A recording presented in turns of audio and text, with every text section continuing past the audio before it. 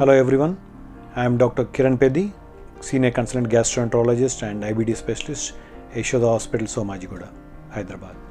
May 19, 2023 is being held as World IBD Day.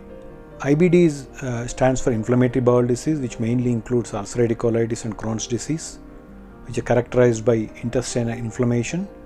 And throughout the globe, a lot of people are being affected by IBD.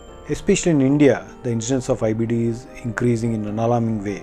So, to improve awareness among public and other IBD or non-IBD patients, the World IBD Day has been organized and celebrated on 19th of May 2023.